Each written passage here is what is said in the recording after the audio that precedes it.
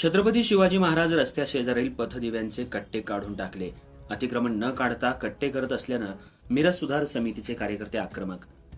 मिरज शहरातल्या प्रमुख रस्ता असलेल्या छत्रपती शिवाजी महाराज रस्त्याचं शुक्ल काष्ठ संपता संपेना अशी गत झाली आहे। गेल्या 2 दिवसांपासून शाहू चौक ते महात्मा फुले चौकापर्यंत पथदिवे रस्त्याच्या मध्यभागी न बसवता रस्त्या शेजारील अतिक्रमण न काढता पथदिवे बसवत असल्यानं संतप्त झालेल्या मिरज सुधार समितीच्या कार्यकर्त्यांनी पथदिवे कट्टे काढून टाकत काम बंद पाडलं।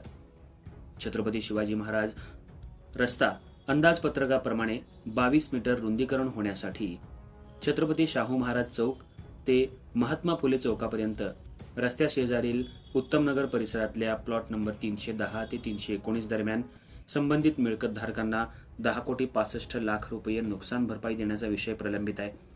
महात्मा फुले चौक ते बालाजी मंगल कार्यालयापर्यंत छत्रपती शिवाजी महाराज रस्त्याच्या अंदाजपत्रकामध्ये रस्त्याच्या दुतर्फा 1.5 मीटर रुंदीच्या गटारी आणि त्यावर पादचारीचा समावेश आहे।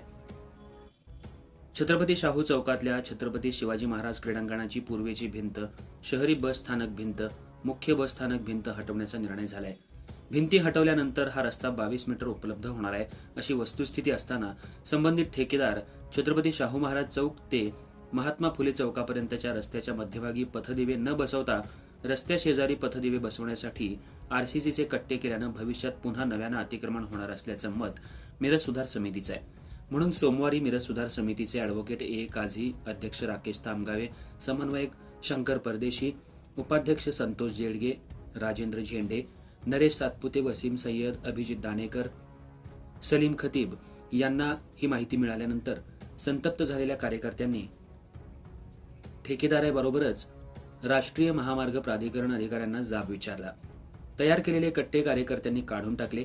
शाहू चौक ते फुले चौकापर्यंत रस्ता रुंदीकरणाशिवाय या रस्त्यावर पथदिवे बसवण्यात येऊ नयेत अशी मागणी मिरज सुधार समितीने केली आहे।